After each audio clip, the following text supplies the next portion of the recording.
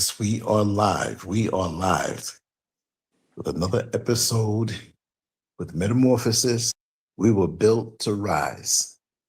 And I love I it. got to say, the weeks have been going by so fast. And I'm glad when it comes to Monday because I'm so happy to be here with you, to hear what you have to say in your downloads and in your research and observations. How are you, Brother Neil Frazier? I'm great, brother. Always on Mondays, that extra, like you when you get that second win, you get that second win of energy and spirit, and you like actually it builds up to Monday because you're living it, you're feeling it, you everything you consume with it, just like if you have to be an actor in a movie or actress, you kind of immerse yourself into the energy of that whole subject. And Exactly. certainly, with things happening here in America, it's just it's something that we have to really take a look at and learn from the lessons that have already been perpetrated against us, because it's not like you're dealing with rocket scientists. They're just still playing on your emotions and using the institutional powers that they have in order to keep us in certain conditions. But yeah, brother, always good to be with you. Hello to the family. And this Yes. is a topic that we definitely need to talk about because initially, you get that feeling where you want to clap back at them. And I told you the visuals I sent before. But see, this is part of their game plan. Right. And their game plan is like your banner says we were built to rise, is to clip your wings. That's right. And so the way that anything that we find that can benefit us as a whole, then they find a counterfeit spirit in order to try to check that. But yeah, we're gonna deep dive today, brother. This topic right here. And did you want to talk about your banner first and tell us what you were Oh yeah, thinking here? sure, sure, Okay, sure. We can do okay, that. Let me flip to the next screen okay, and make sure I don't knock anything off. okay. Hold on a second. Let me get to it, and I'll put it up. It's very simple, Yeah. but when the spirit hit me to do it this way, we were built to rise. Very simple illustration: a black man and a Mm-hmm. black woman on top of a mountain, pretty much that you can't see underfoot, but you can see the horizon. You can see the clouds. You can see a bird. And Mm. we have to see ourselves as successful. We have to As see above, so ourselves below. I like it. exactly, exactly. Okay. We have to see ourselves happy. We have to see ourselves moving toward better lives and ascension and being the best version of ourselves that we can possibly be. And this is why when you sent to me the message and said, listen, it's not just about what's being done to us. I Right. said, yeah, let me put an illustration that with simple words and in a very empowering visual, Yes. because most people would equate this with, oh, they're so happy they must have hit the lottery. Maybe they have money. Maybe it doesn't have to be that way. Now, in this system, Exactly. yes, we do need that. But the bottom line is that why can't we be full within ourselves, fulfillment, achievement, reaching personal goals, which don't have to be so worldly, but rising regardless and not focusing on the colonizer or the oppressor? Because it's like whenever you seem to be doing well, and in the case of Black Wall Street, as there are many Black Wall Streets, we're doing well, we're on our own, we're independent of them. They don't like that. So many things No. have been done to us where our narrative has become what they've done to us, what they did to us. We know it and we're not going to forget it, but we're not going to let that rob our joy. We're not going to let that stop us from ascending into the higher levels of our existence, which it's levels to this thing that they cannot reach. And they know that, and they don't want us to think that we can reach it. It's like a little person trying to reach the top shelf in the kitchen, Mm. and can't do it. But we know that we're tall. We know that we're as tall as the tallest basketball players on a spiritual level and can reach that shelf easy. They don't want us to know that we can do that. Now, I'm not talking about shelves and little people and Right. giants. I'm talking about our spiritual, mental, not potential. It's not, we can say that, but even Beautifully that's an said, brother. insult. It's definite. All we got to do is make the connection. Mm-hmm. All we have to do is make the connection and we'll fly higher. And that's why the bird is there to show you that we'll fly high above the clouds and the residue and the stuff thrown at us and all that we've been through. So our narrative isn't just to walk around angry. We have to be righteously assertive. We can let a bit of it in and say never again. And this is not going to happen again, but this is not going to make me see myself on a negative level or as just a victim. And we have been victims. Yes, we have. But we have to rise above that so we can exude an image every day to our children and the community and the elders of what you see with these two people on this banner. Wow. Beautifully said, brother. I tell you, you always get me to the point where whenever I see a concept of a divine law, like the law of correspondence, as above, so below, and you see that real joy, because that picture, as we always say, a picture is worth 1,000 words. That picture has more of an effect on the people who fight day and night to keep us from rising than anything else. Exactly. And they know they can't clip the wings of a bird. You have to capture, just like Maya Angelou with the I Know Why the Cage Birds Sings. Yes. And it's pretty much the same concept, is that they have to capture you, that bird, and put you in a cage, in separate cages. Your Yes. queen in one cage and the king in the other cage. So they can literally do this, but they also do it, on every level. And so, wow, brother, that really kicks off. And then the clouds, the fact that we create our own iCloud. It doesn't matter if you take melanin pills and sit under UV light to become black. This is something that's greater than skin color. So the people that focus on skin color, it immediately tells you that they are low vibratory beings. Because as I always like to say, you can't have butterfly conversations with caterpillar people. And so, yeah, brother, that's a good way to kick off the show today.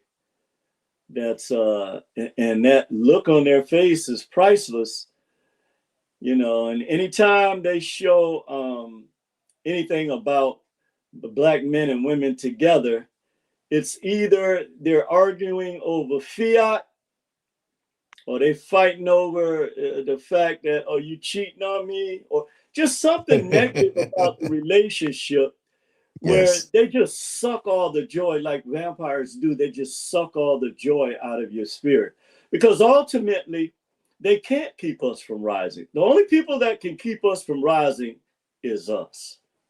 That's right. And so, yeah, brother. So today, as you can see, I normally have notes or what have you. I just wanted to basically just talk from the heart and the spirit, rather than Beautiful. adding any knowledge to it, because this is what it's going to require as we look back today on Black Like Me. If you want to put the book up there, the cover, we can go into that now. And Okay, I only had one visual from you okay, that I saw, okay. So and okay, this was it. I don't know if there was any other ones that were there, but this is the only okay, one that I got. okay, no problem. So one of the way that, well, let me talk about the subject first, the subject matter. This book, Black Like Me, is based on a true story. I don't know how many people, I know that in the public school systems, like anything else that deals with the reality of what we're not rhetoric, but reality on the boots on the ground, then they take it away. And so this guy, John Howard Griffin, actually, and I oppose anyone who want to say that this is he did not experience some of what. Of course, he can't experience everything that we go through, because again, as you see here on this picture, our spiritual power comes from something above what they are able to reach. Okay. So whenever you're in this state of mind, like you're getting downloads from the cosmos, and you look at the picture that Lance did as well, the banner, then you see that we do have a higher connections. In fact, I don't even like the word supremacy or superiority, because Right. you know that's subjective based on who's setting the standards. But there is no mistake that this great power in the universe, the cosmic consciousness, that we're connected to it. That is without a doubt. So rather than, and one of the reasons why I said to you, at first I was gonna, use a lot of the things that they black out, the unaliving of our men and women. But Right. then that's the energy that they create in order to continue for us not to be focused on what we really need to be focused on. And that is this That's right. energy right here in the law of correspondence, as above, so below.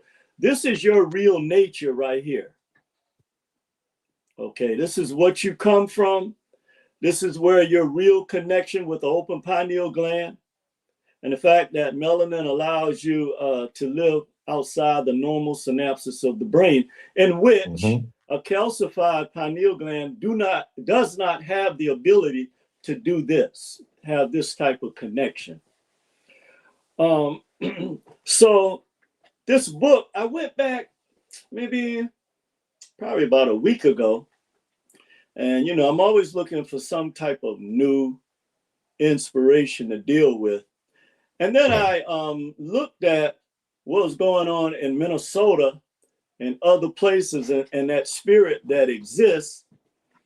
And as always, something pops up in my mind or pops up on one of these devices. And this book, Black Like Me, was a actual, and we're going to go through some of the experiences that he had in the Deep South, which is certainly, as someone who grew up in that environment, I can tell you that psychologically it's totally different from anything else you experience anywhere on this planet.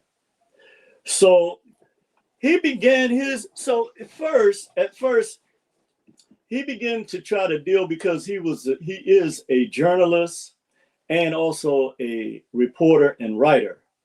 And at the end of all of this, his family had to flee to Mexico because the white nationalists, okay, brother, that picture has so much I could go into. But basically, the point is that it's a battle between low vibratory and high vibratory mindset. So they want to keep you on the ground spiritually and psychologically, where your real nature is in the cosmic consciousness or in the metaphysical world, which no one else has this ability but people with melanin. So they can get mad and argue whatever they want to. We know this as a scientific fact.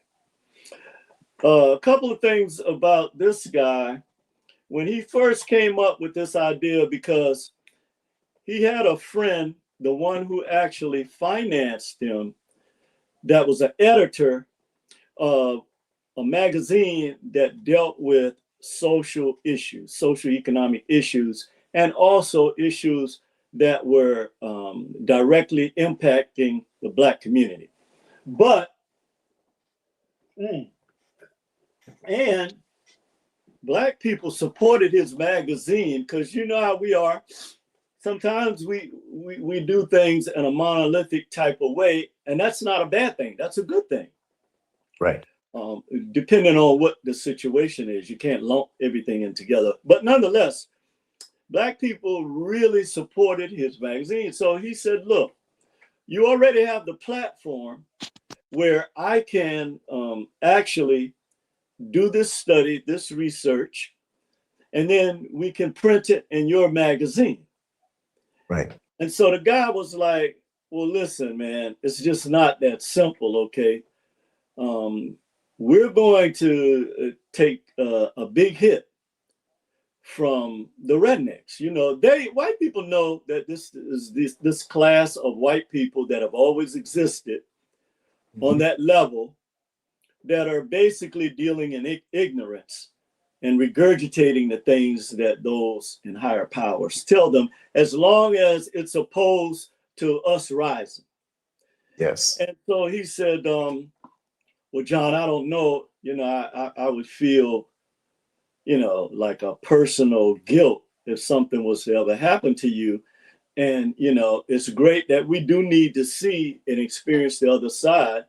But at the same time, the risks are very great. You can end up being killed. And he said, it's not just the Black people, but when white people find out that you're doing this and exposing, you know, the lies and the propaganda and the hateful spirit that they possess, then they're going to be very angry at you. And so he suggested, he also talked with one of the top editors in his company, because she could give him a different perspective as well. And she said the same thing. She said, listen, John, you know, while this is admirable, a lot of people's eyes will be open, and, you know, the Black community deserves to know, sort of like what you hear a lot of our people saying now. You know, we told you this. This is what we've been through. We know this history. We walked in it personally. Our ancestors walked in it. Our mothers and fathers, sisters and brothers and grandparents walked in it. So this is not something we're theorizing. This is something we know. And so she said, but you have to think about this. It's not the Black people you have to worry about. It's the white. She said the same thing. It's the white people you're going to have to worry about. So this guy, I have to give him credit, because see, there's a point that you have to look at. And I know a lot of us, how we feel towards white people, rightfully so. We're justified in feeling this way. But the truth of the matter is, there are a lot of white people that sacrifice their lives in order for Black people to progress beyond the change and the Jim Crow area and what have you. And so, you know, white people have different names for them, abolitionists or nigger lovers or, you know, Jew lovers or whatever names they had. But what it meant was you're betraying the white race. And that if you're going to end white supremacy, then that means, or if you're in the fight to end white supremacy, then that means you are our enemy as well. And so, you know, he was like, okay, you know, he appreciated the talk and everything. So finally, he went home to his wife and he told her everything. And he said, look, I'm going to do this. I just need, you know, your support. And so she finally agreed. Okay, you know, I'll make sure the kids have everything they need. I know this is something that, you know, you really feel strongly about, and it will benefit humanity. And so I got to give him credit. You know, he's a courageous guy. He wanted to, he literally because you can't do something like this if you are not seeking truth, okay? You just, it doesn't give you that type of courage. Truth doesn't. that's something that you have to decide. You know, a guy like you know, I'm preaching to the choir, but it's something you have to have a deep conviction of. Yeah, And he definitely. had that. So I wanna acknowledge him for that. So what happened? His first thing was he had everybody on board, and so he chose the deep south, the real deep south. He chose New Orleans, Louisiana. He chose Tennessee. What was it? Texas, Georgia, Alabama. I think it was South Carolina was the other one. And in each one of those states, he had similar experiences, but in different ways. And we're Yes. going to go through some of this because these are the same social dynamics that are in play today. And it's mainly because they're not the people that are supposed to be upholding the United States Constitution have turned their backs on the American people. Yes. That's just what it is. Because there is no way, if you have three branches of government, that this can actually go on. Now, I get it when they play this silly, childish politics game, but actually, we're talking about two birds of the same, two wings of the same bird, just in different degrees or extremes, okay, or the law of polarity. But this extreme right here is detrimental to the actual physical, psychological, and social economic existence of people. And anytime you can sanction, well, I can't use that word, but unaliving someone in a Gestapo gangster type way, that's not good. So the other thing he was saying was, well, you know, we have a lot of white Christians, okay, but I want to challenge this because this is not what my understanding of what it means to serve God. Exactly. So once he found the right dermatologist, he went on his trip to New Orleans from Texas. He didn't change his name or identity or anything, but man, let me tell you, so the process was he would rent a hotel. At first, he went into New Orleans as a white man, you know, went to the restaurants. He had a friend that lived there, and he didn't tell him what he planned to do because he didn't want his Right. friend to get any backlash. Because again, white people are treacherous towards other white people that are Oh yeah. trying to help blacks in any kind of way. I don't care what Hmm. they say. This is a fact, okay?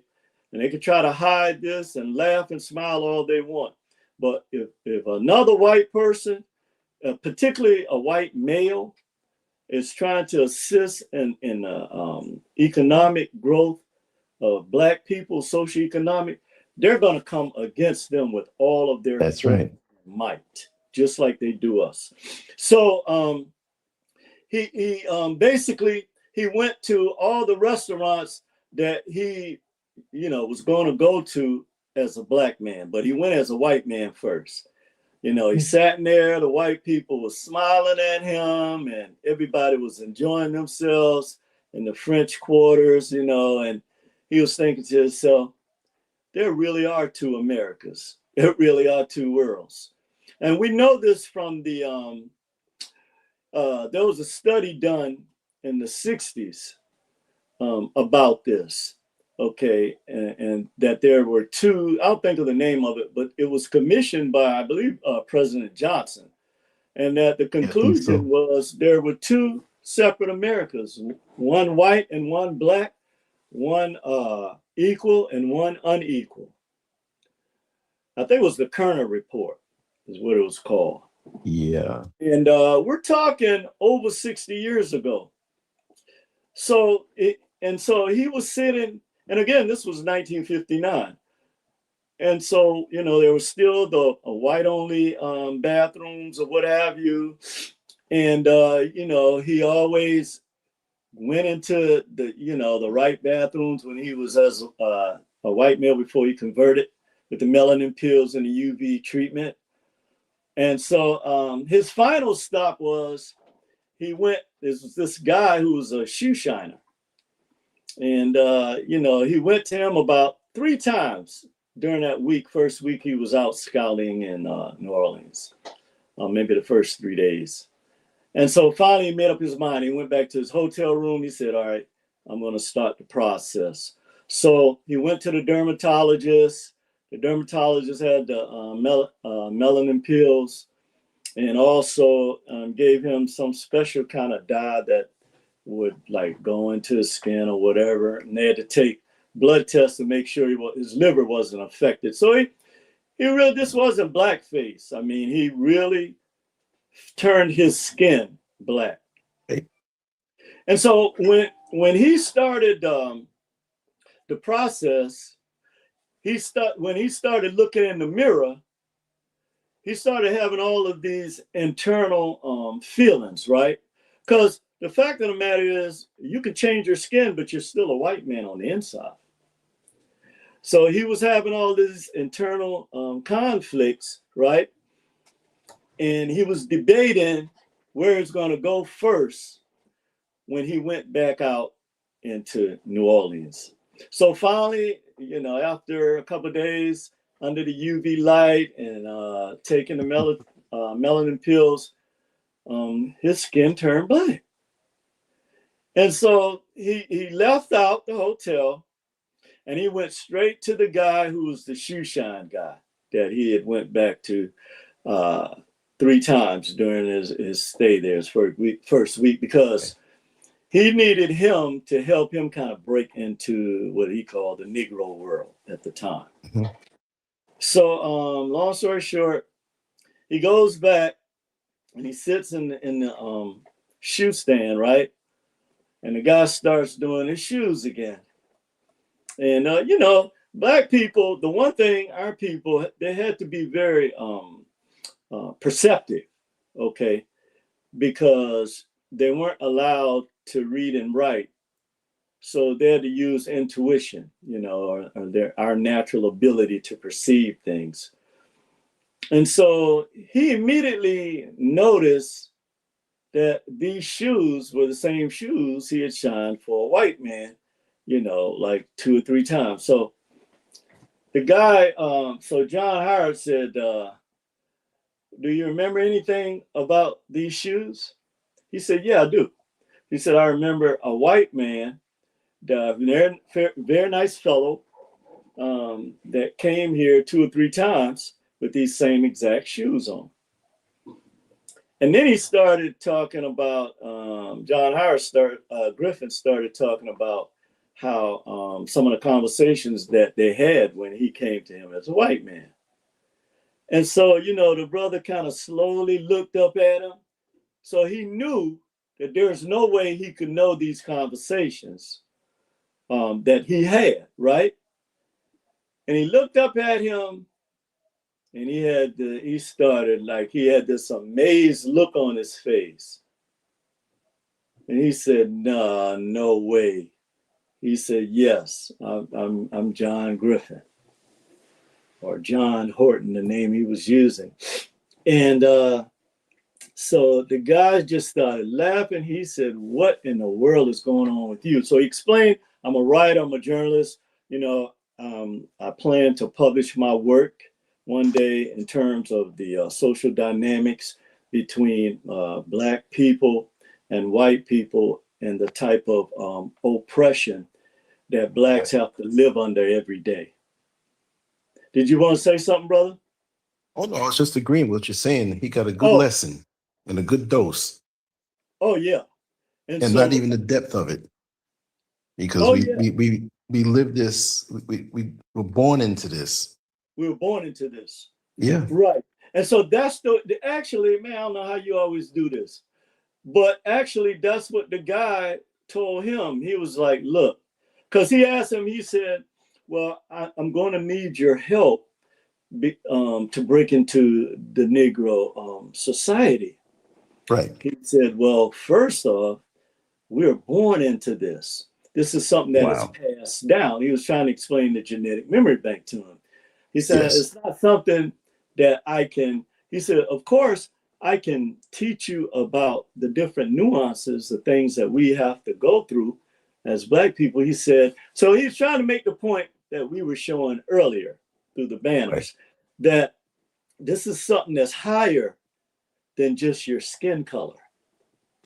And that's And see, not to something, interject the one little point there, for yeah, many of us, we were born into that container.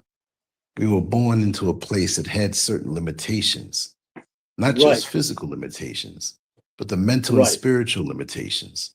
You right. see, so like I always said before, like that caged bird that's in the window, the cage is in the window, narrow, can't even flap your wings, and you're watching the other birds out there fly. Many of us can't see beyond the cage. We can't see how great we are. We can't Mm-hmm. see our potential. We're in a cage of pain. And a lot of us are stuck there because that's A all they cage know. of pain. I like that. Yeah, that's all they know. It's like many Wow. guys that I've known working with the incarcerated. There are some who just bow down to it. And there are others who get by the window and look and see the birds and say, I'm going to be just as free as they are one day. Let me Mm-hmm. prepare myself and make myself better. So Right. we have to help those to see beyond that cage, Yeah. because there are a lot of us that when we are let out of the cage, and it's not just the physical, but we're exposed to things that stimulate us mentally and spiritually. A lot of times we remain stagnant and the cage has been lifted off of us. You know, that's really a bad place. So we have to have a better understanding, those of us who can see beyond the cage and Mm-hmm. are flying high. We have to Mm. understand our brothers and sisters on the limitations they can have and how they can bite back at us or refuse to hear what we're trying to share with them to enlighten them. And some will just never see it and will resent you for Excellent it. point. Yeah. Yeah, That go is ahead, brother. absolutely true, brother. And those are some of the things we're going to touch on too that he actually saw. One of the other things that's important to this is I didn't mention was, as a white man, he had gone to this church, right? And so, people welcomed him with open arms or what have you. And then when he blackened his skin and walked by that same church, he said, he called it the stare of hate. He said, when the same women who were so kind to him and nice to him, the white women, when they came out and they saw he deliberately walked by when they were letting out, and the white men that came out, they were looking at him so hard and staring at him like, nigga, what are you doing Yep. walking by this church in this neighborhood? See that? So, there's a lot of there are a lot of similarities between, again, what's happening today is more subtle, but it's pretty much the same outcome because you have the same institutional authority that they had during this time. The only difference is the way that they deliver it to you. Or now some of them are talking just like the hateful white nationalists that ran the Jim Crow system. Right. They're talking like that now online on the only major difference is they're doing it to white people too, who they feel oppose their system. So we have this same dynamic, but this is being told through the eyes of a white man, and it's very interesting. So so the guy told him, he said, "Look," he said, "where can I?" He asked, he said, "Well, where can I find a place to live amongst black Negroes? Because I'm going to have some issues, I'm sure." And he said, "Yeah, you're going to have some issues." He said, "Let me roll up your sleeve." He said, "First of all, you need to take that tie off, that suit, because the one thing too is they a wealthy white man walking, a wealthy black man is a major threat. A wealthy or rich looking, not wealthy, but rich looking black man or educated is a major threat. Now imagine how small your ego have to be. If you have somebody already in chains, physically, mentally, and spiritually, but you still feel threatened by them, where you have to degrade and dehumanize them, what does that say about you? Yes. So we're looking at this in the wrong way. Okay, I don't ever like to say another person is beneath me, but your behavior has shown that. Exactly. Because if you're looking at a level playing field, there's no question what would happen. And that's in all 9 areas of human existence. Everyone knows this. So, so he said, okay, he rolled up his sleeve, took off the tie, took off the jacket, and the guy looked at him. He said, oh no, you're gonna have to shave. See those hair follicles? He said, in the light, they shine blonde. And you really gonna have a problem. You really gonna have a problem if people see that. And he said, go back to your hotel. The first thing is to shave that and put some of that dye or whatever stuff you have over that. She said, and I'll wait for you. And then he took him to his house. So they started trying to immerse him in Black culture. And there were some interesting things that came out during his experience in New Orleans. The first thing he was shocked about was the different interactions between Black people. It was almost like a silent knowing, like what's the word I'm looking for? Telepathy. And how kind, once they knew, they didn't care that he was from Texas, which he told everybody, which was the truth. Just the fact that he was Black, they brought him in like in a fraternity, right? Mm-hmm. And how they treated him, brought him into his home. And I thought to myself, wow, we have gotten so far away from that. You know, they didn't even know him. They didn't even, they didn't ask anything about him other than the fact that he said it was the same experience that he had as a white man with white men, that they would readily accept him no matter where he came from or whatever.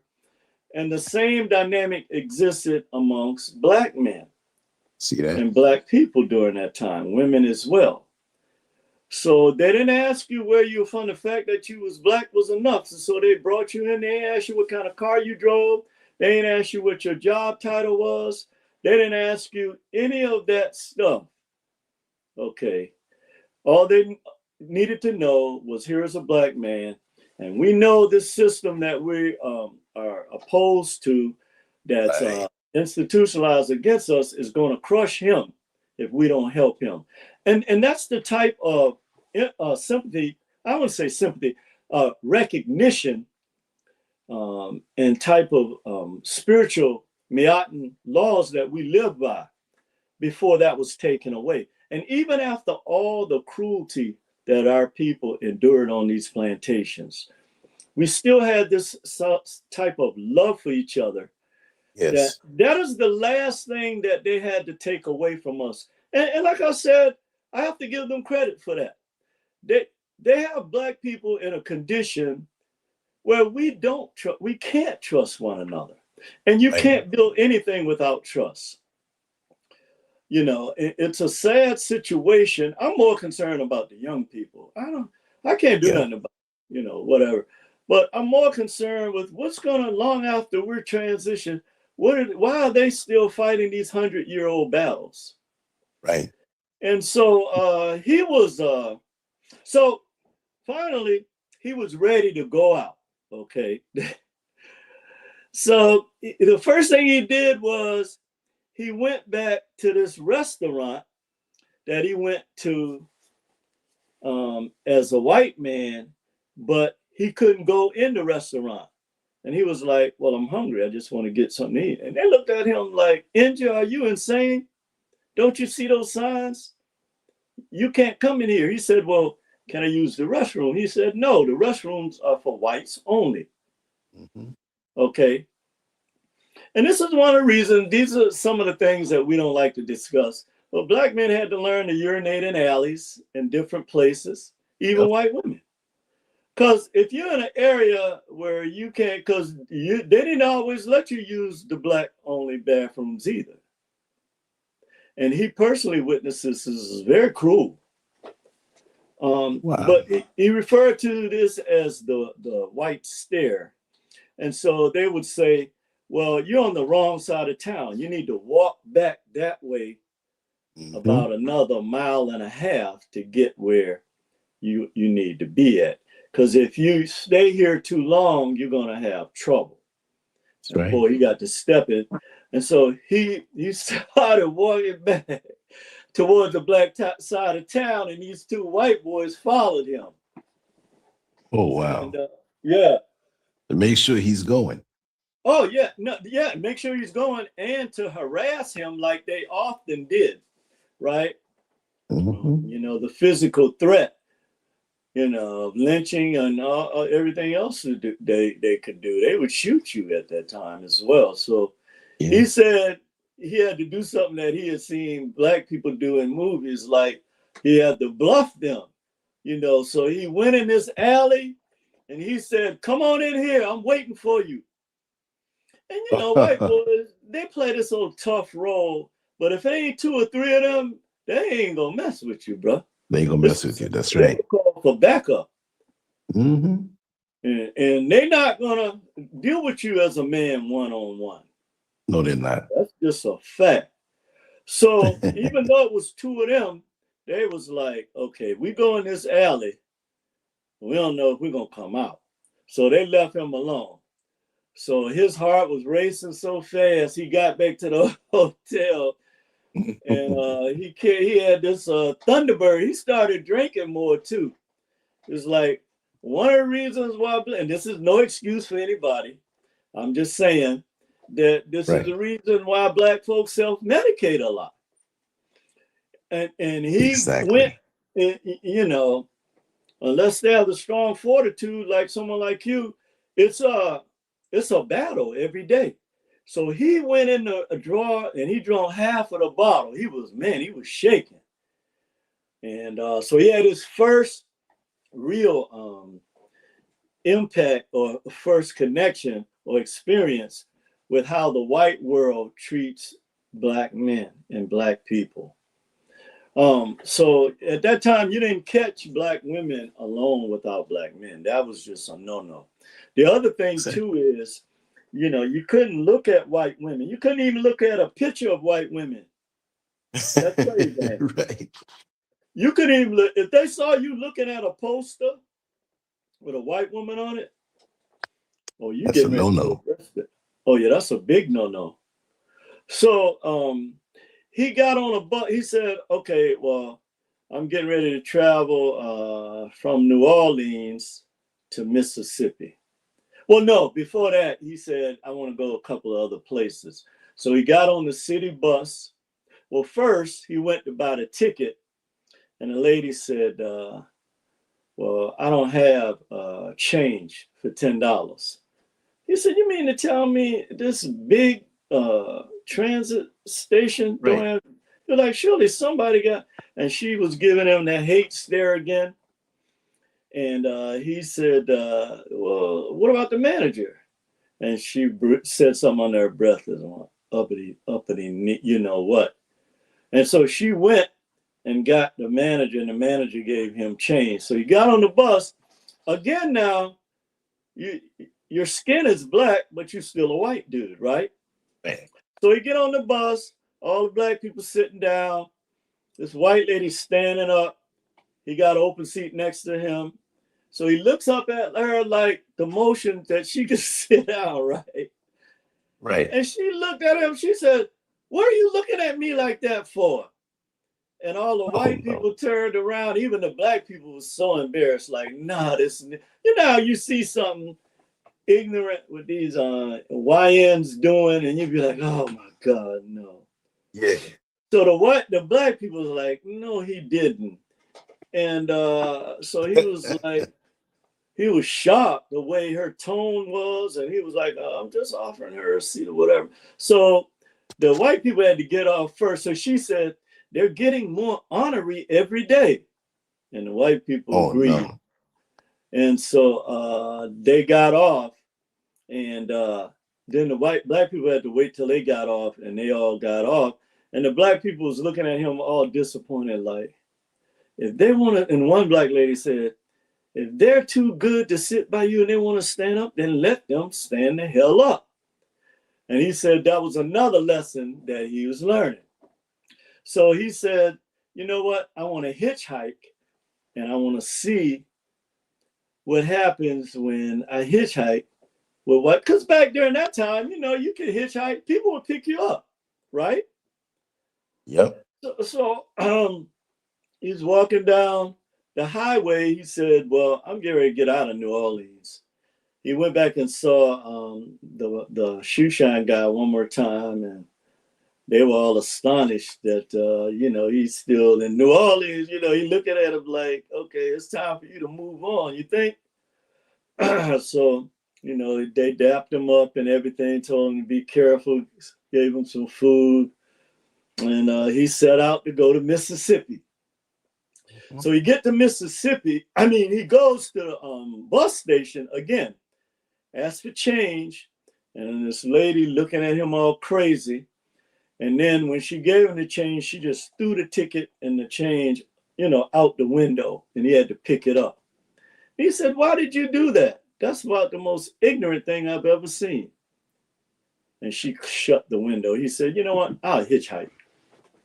Yep. So the first white guy that picked him up, he was like, well, what are you doing around these parts? I haven't seen the likes of you before. You educated Negroes always look the same.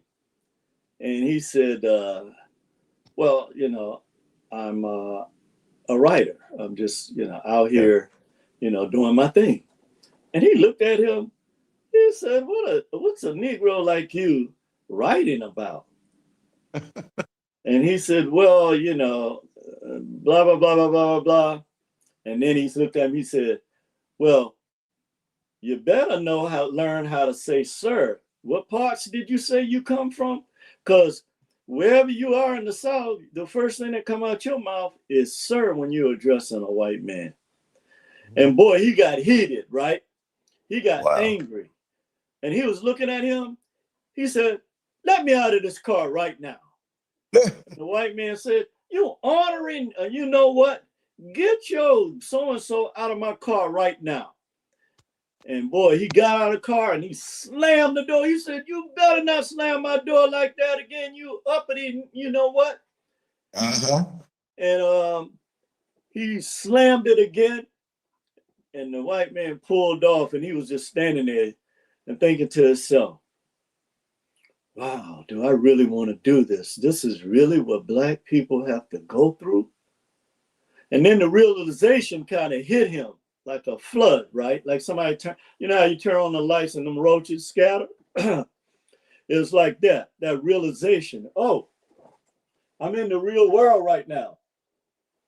And this is something that Black people have to deal with every day. This is like a unspoken, inhumane dialogue and communication outside of institutionalized race. Because what people don't realize, they always say, yeah, okay, there is institutionalized racism, but in order for an institution to thrive and survive, the people that are part of those institutions have to carry out the curriculum or the agenda of that institution. So by default, white people have to carry what's from these institutions into the real world through behavior, right?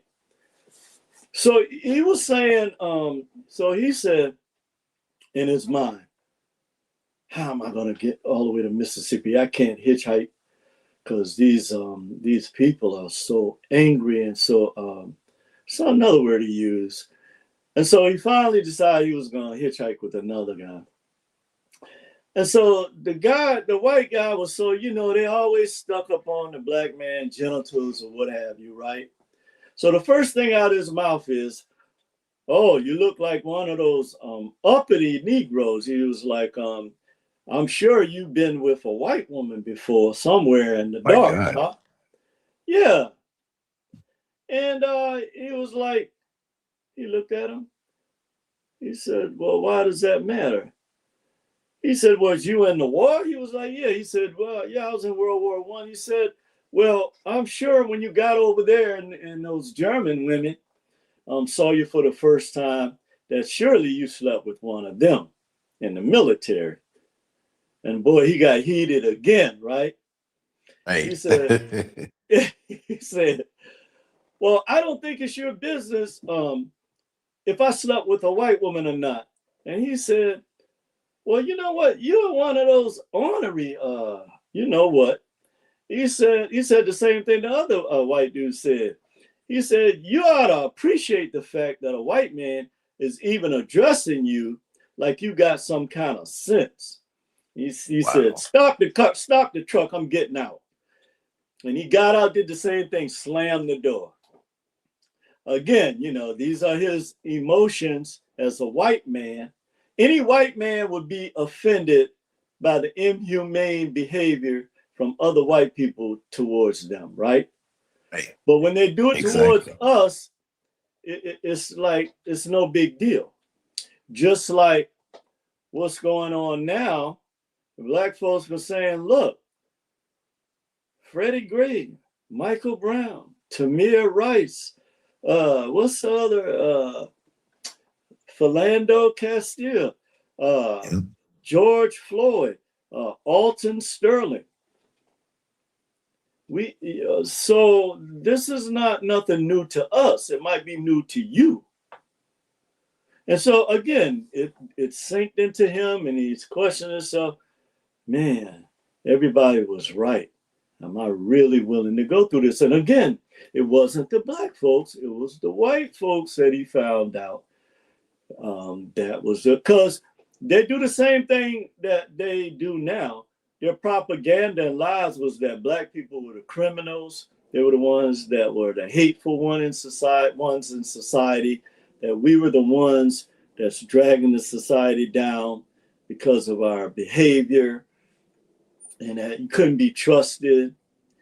And oh yeah, the other thing he said was, well, look, the problem is that you blackies, or what he says, I'm substituting, Yep. think that you can walk around here now and be just as good as any white man.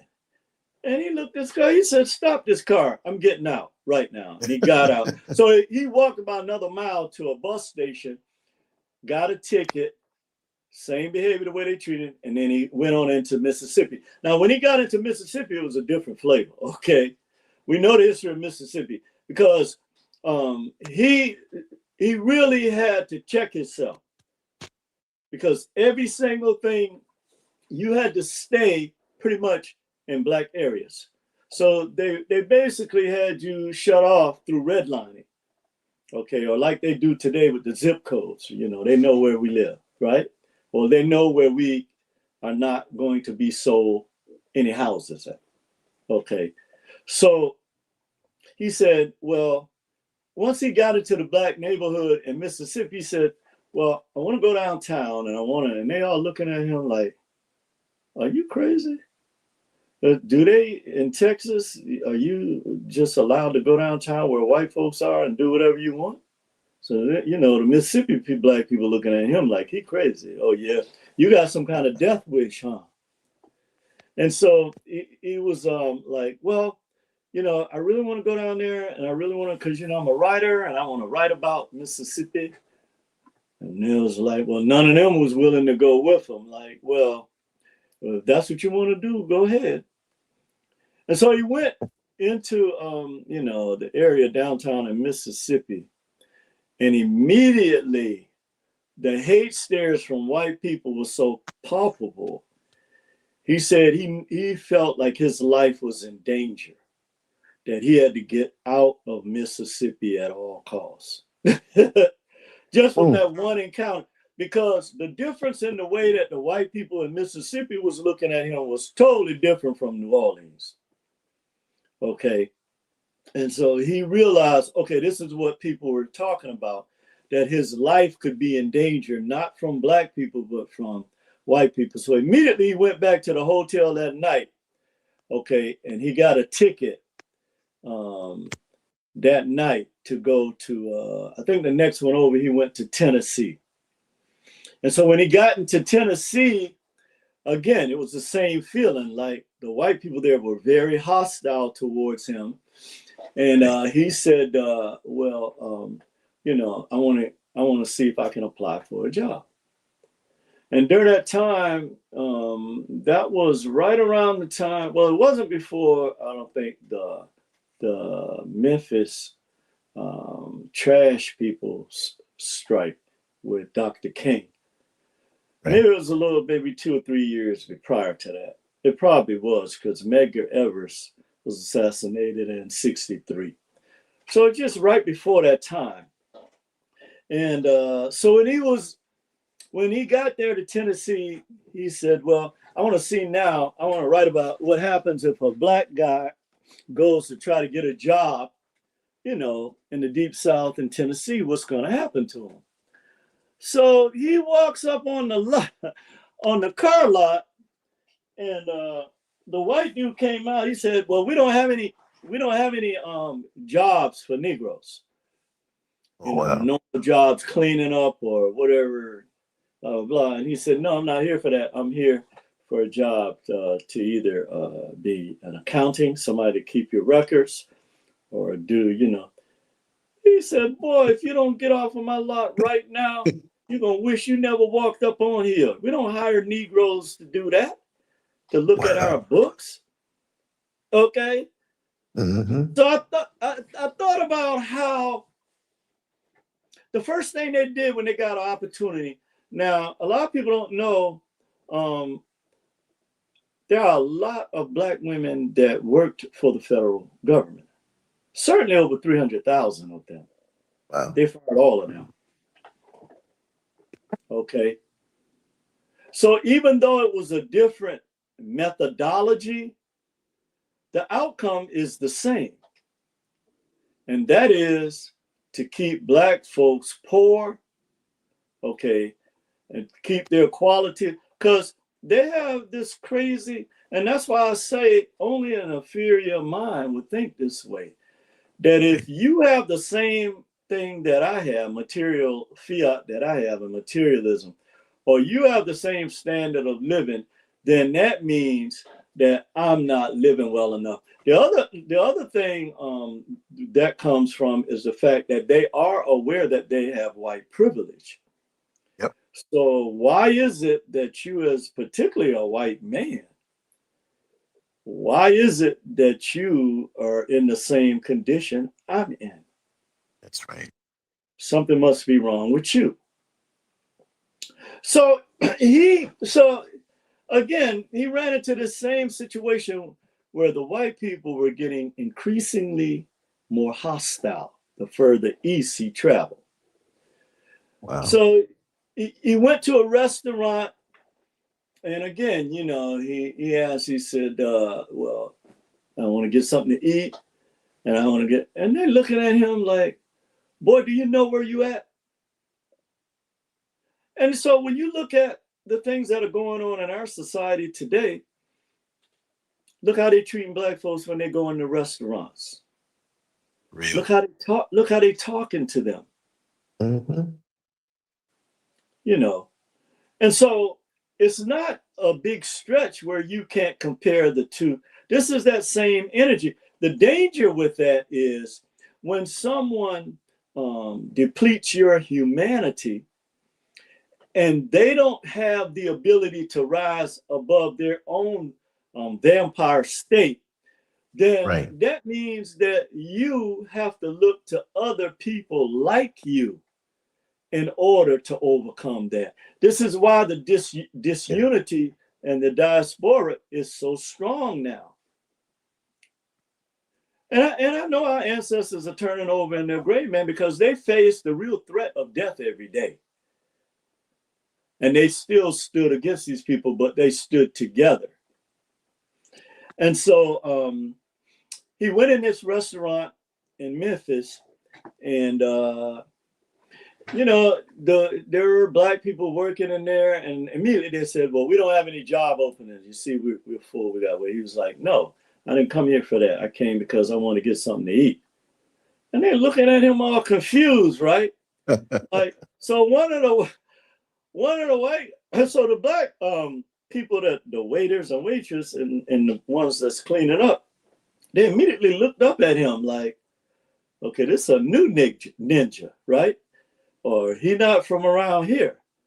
Right. And so the Black people, like, they stunned. They just looking at him. And the white guy said, well, you're not from around here, right? He said, no, I'm a traveling writer. He said, writer? They all started laughing, right? Like, how can a Negro be a writer? Okay, what are you writing about? And how did you learn to write? Because they know, again, that they have suppressed our people and that we have risen or woke under tremendous odds and continue to do today. It's the same thing. So it's never let up. They never let up. And so they know that these institutions are geared towards keeping us in place, or keeping us in our place in their minds. Right. So he said, well, I'm hungry. This is a place of business. And as soon as he said that, a whole bunch of white people stood up. Like, you got about 5 seconds to walk back out that door, because if you don't, we're going to string you. And so he got that same feeling. And again, he was shook. He was like, well, I better not stay here because my life is in danger. So he goes back to the Black side of town, and they Black folks looking at him like we're doing today with these other cultures. We try to tell you, but you wouldn't listen. Okay, you can't be one of these people, and they're going to let you know that. And particularly, you know, if you're not light-skinned. So they were saying, the Black people were saying that the lighter that you are, the more trustworthy that you are.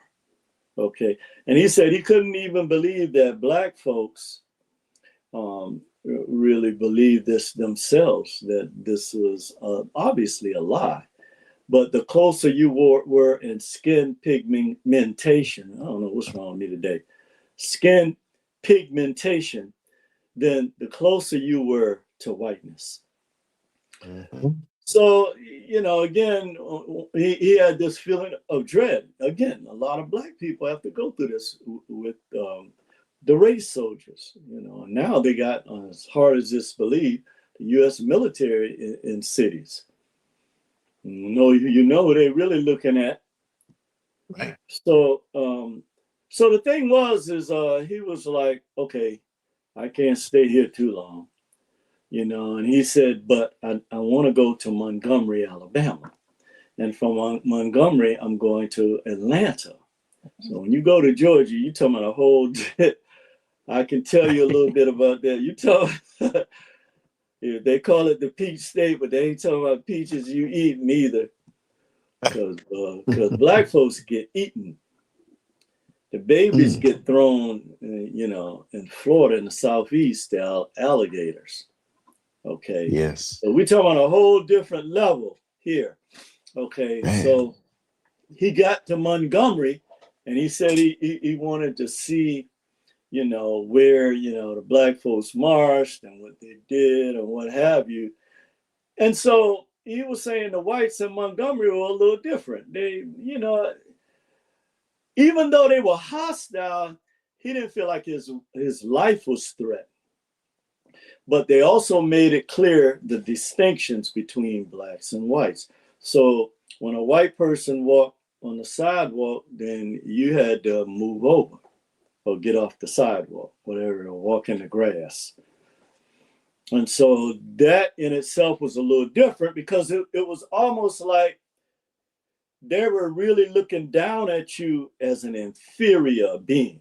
Like you were like, you know, some type of chattel slavery, like this chattel Mhm. being like they did during slavery. So he got more of that feeling, like we're superior to you in the sense that you can't even walk on the same sidewalk that we walk on. Damn. Yeah, he said it was a different type of so he said he went to this church where it was a Catholic church, but he knew that it had like a civil rights history. And he went in and he started talking to the priest. And the priest was looking at him all sideways, like, okay, you don't sound like a black man, okay? Just the things that you're talking about, because most black people, first of all, they can't just come in that church unless some white religious person accompanying them, right? Right. So he said, I got a feeling about you, you know, I don't think you should hang around these parts because the things you're talking about, there's something not right. You know, he was picking up this energy. Like I've been around black folks here Right. in Alabama, and you ain't one of them. Okay, there's Oh, something wrong. So he didn't really expose his true self to him, but he said, "Yo, I'm a writer. I'm looking into race relations in the Deep South." And so the priest said, "Well, you better be careful, okay, because it depends on where you're going. You know, things not gonna work out. In other words, you can be strong on a tree." So, you know, the priest was giving him real talk, like, you know, we have a history here of strange fruit. Okay. big I don't time. know if you ever heard Billie Holiday, but you better understand that it's a real possibility that you could be strong. Okay. So he got that Yeah. message. He left out the church. He went back. He hung with the black people a little while. And again, he was amazed at how the black people, not even knowing him, the same thing he had experienced in New Orleans and Mississippi. They just had open arms for him. You got a stranger walking. You do that today in an area where there are a lot of black folks and see how fast your black butt either get the police call on you or some people coming at you to try to do some kind of harm to you just because you coming into their city. Not that you can help. What kind of skills you got, brother? Maybe we can work together and fight against, you know, the institutionalized racism that's keeping us oppressed. None of that. Okay. And see, that's the sad part about the world we live in today as it relates to us and why we're actually not rising, although we have the great potential to rise. The thing that's keeping our wings clipped is this mindset we have against each other. So again, that was the thing that stuck with him more than anything. And he was like, well, I was always told that black people were not even safe around their own kind, and that there is a rise in black suicide. And he said, but I've since found that rise in black suicide has nothing to, so when they lynch a person, much like they do today, they say it's suicide. Okay. And black folks was trying to tell him in Alabama that, okay, but that's not, that's what the white people say. Okay, but that's not the truth. The truth Right. is that it was not suicide.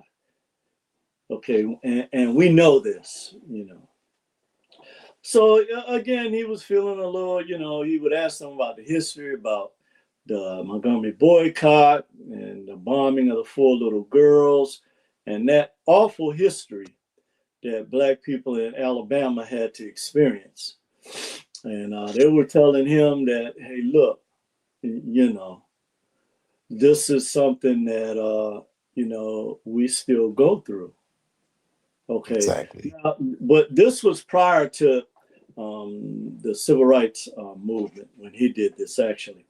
But there were things that had happened, in that part of Alabama that he was, that was made the national headlines.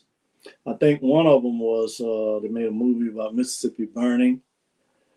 And again, I may have the timelines off a few years, but that same energy was there.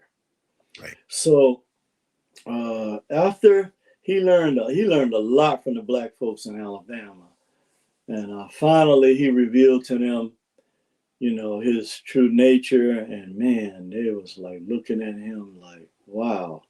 Because black folks, it don't take much to spook us out. Like, okay, something ain't right. But they said that they had picked up. They didn't know what it was. They just thought it was the fact that black people from Texas, as hard as it was to believe, had this kind of aura about them. Right. Where they actually wanted to go and be around white people. They said that in itself told, because how you can pick up things no matter what they're telling us. We know what their real intentions are. Exactly. And so he said, well, I'm going to Atlanta. And they was like, nah, that's not a good idea to go to Georgia. Okay. And like I said, being from that state, I can tell you that the level of hatred towards black people is way beyond what other people have experienced in maybe South Carolina. Exactly. But it's a different level of experience. And that's why I always say, if it wasn't for my older brothers, that I couldn't wait till the summertime to go up to Harlem or go up to the Bronx or go up to Baltimore. Right. When my brother was out in Chicago, that had a major, to this day, I believe that had a major impact on my life, because sad to say, a lot of brothers don't make it out of those environments, man. That's right. They work their whole lives, either they go in the military. The ones that are good athletes, we make it out, okay. Mm-hmm. But at the same time, there are, I would say 90% of the black men in Georgia never make it out. Yeah. I would dare to say that, unless you literally ran away, because they keep they keep a steady hand on you in the communities that you grew up in. Like if you're in a certain area, the east or western part of the city or the southern part of the city, they made sure that they kept it may not have had all these cameras that they have now, but they had a certain type of surveillance. That's right. And again, you had the same problem where you had the coons that would Of always course. report. Yeah, of course, Mm-hmm. they always report. And so the black folks were saying, well, we don't think that's a good idea for you to go to Atlanta right now. Okay. That's not a good idea. And so he was like, well, I have to go there. I have to write about the things, because Atlanta was the hub of the revolution of black people during that time. Okay. And he was like, well, it's a different type of threat. Okay. Black men are actually kidnapped. I know this is a fact. But black men were actually kidnapped at that time, or they would come into your homes and take you, take your family. They would firebomb. Oh yeah, they would firebomb your home. So in Georgia, it was a different level. The KKK from Stone Mountain, Forsyth County. Forsyth. So I don't know if I ever told you the story. I think I mentioned it on a video before. But no, I didn't go there. We marched in Atlanta, but what's his name? Hosea Williams came to Clark Atlanta like they always do. They trying to get students from Morehouse, Spelman, Clark, and Atlanta. During that time, Brown University was still there before it merged with Clark and Atlanta. And, we went to Ebenezer. They said, well, we're going to get the training on nonviolence. And, because when we march on Forsyth County at the end of this month, this is what's going to happen. So it's sort of like a master class on nonviolence. So, Right. a bunch of us students, because we was always active with issues. So we go there, and we're sitting there. And so he's standing there. He said, okay, the first thing is we have to educate you on what a nonviolent protest is. He said, you're going to have hostile people. They're going to be spitting at you. Some of them going to have weapons. They're going to be throwing bricks at you. They're going to possibly attack our bus. And so we're looking at each other like, huh? Hold up. Because if I see who threw the brick, then it's over with. And we're looking at each other like, oh, no, this ain't something we can do. Because there's no way. We had a different mindset, during the ones who actually came up during that era. Oh, no. Because if we see you spitting, you're in trouble. I don't care who it is.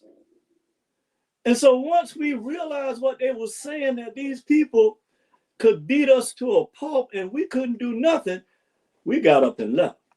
Like, nope, that's not something. And sure enough, the end of the month, they went up to Forsyth County. Dr. Hosea Williams ended up in the hospital.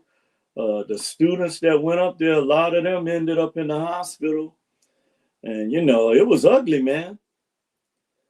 And so, again, this was a sacrifice that our people made that we have to look at, because now we're looking at the same spirit. And this is why people that come from other countries, or even cultures that were born here in America, they can't relate to. They have to learn from experience. That's the only other way. And it makes no sense to be angry at them. Okay, because now understand, the people that taught them are the same anti-Black bigots that our ancestors and we fight against every day. These are the people that they're getting all of their education about America from. And then when they actually find out the truth, it's shocking. But now you're going to have to drop this anti-Blackness, okay? Because Black people are not going to support, after dealing with these people for hundreds of years and what our ancestors had to go through. And then you come here and you gonna talk down to us? That ain't gonna happen. And even the ones that are here, born and raised in this country, the anti-Blackness has got to stop. Because in America, it's either black or white. You're either against ending white supremacy or you're complicit with it. There is no in between.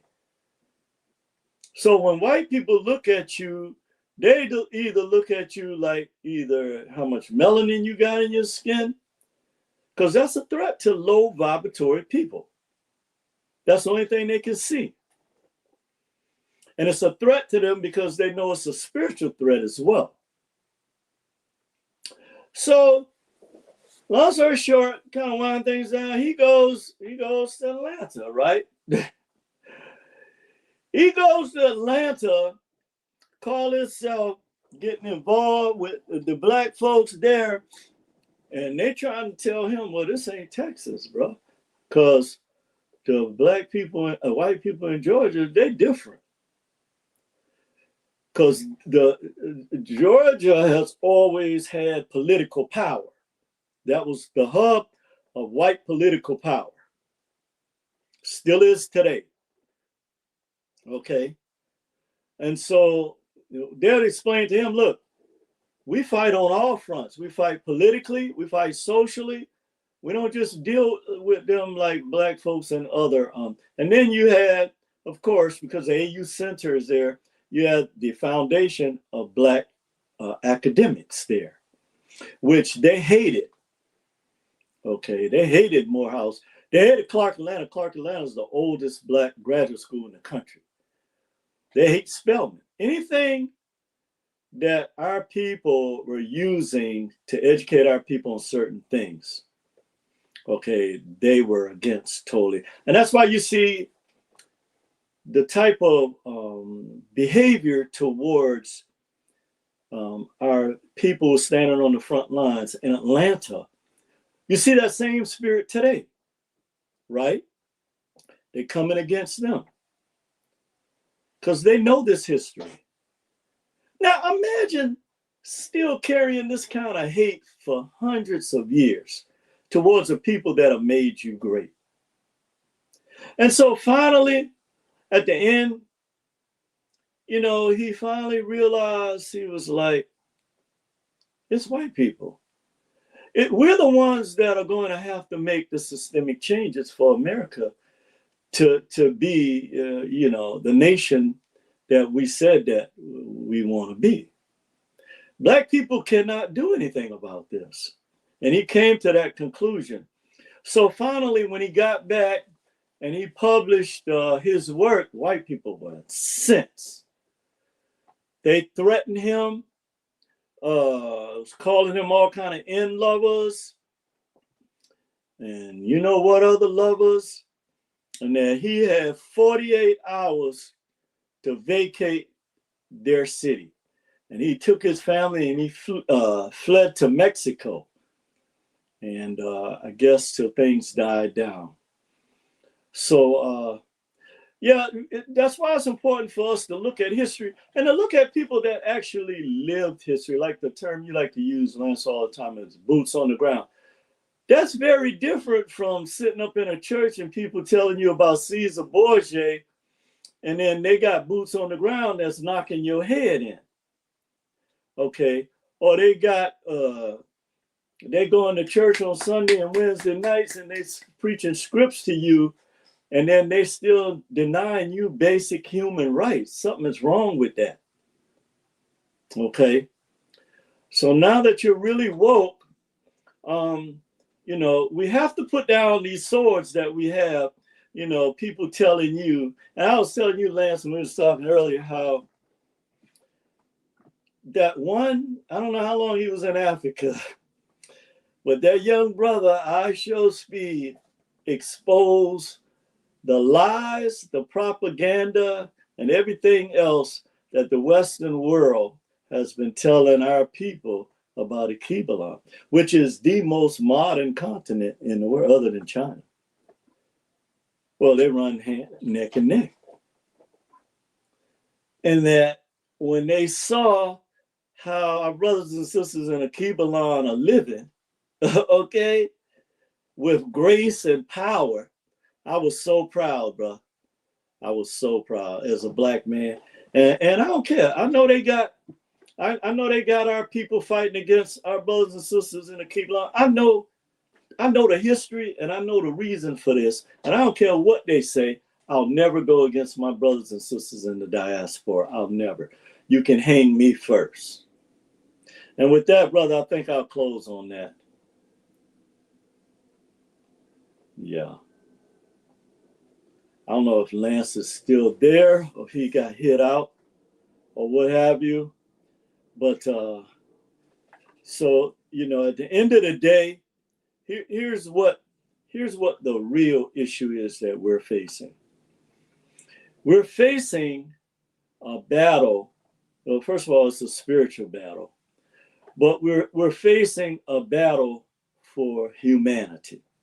Okay, this is what it comes down to, and no amount of materialism can define your humanity. I know that this system has bought and sold a lot of our people to work against the growth and progress of our people, but they will not prevail because it's already written in the stars. Okay. And right now, the Netaru have been unleashed through the four winds, through earth, wind, fire, okay, through storms. They're in nature. So there's no power that you have that can stop this, and there's nothing you can do to prevent this. Now, I don't wish harm or destruction on anybody, but I'm not the creator creatrix spirit. Just like you hold our feet to the fire, then whatever you have done in terms of destroying the spirit of Black people, you have to answer for. That's not Neo Frazier. Okay, these are the laws of the universe, or the law of gestation, that there is a time and place for everything. Okay, and so that time is here. And the only thing I could say is that Black people need to really, really wake up totally about, the things that we're facing. So family, I have a 2:00 appointment. Maybe Lance got knocked out, I'm not sure. But as always, good to be with you. You guys keep fighting for what you know is right. There is no power greater than what we possess, but we have to use it. And so with that, I'll say goodbye to you guys until next week. Peace and love.